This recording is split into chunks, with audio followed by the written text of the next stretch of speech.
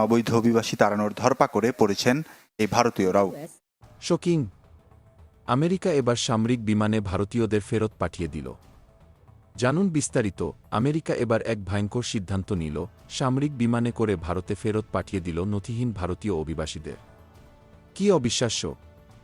2024 সালের 5 ফেব্রুয়ারি এই বিমান ভারতে পৌঁছেছে।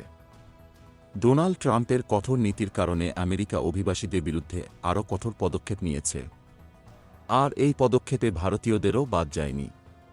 ট্রাম্পের সময় থেকেই ব্রাজিল, কলম্বিয়া, মেক্সিকো থেকে অভিবাসীদের সামরিক বিমানে ফেরত পাঠানোর ঘটনা ঘটেছে।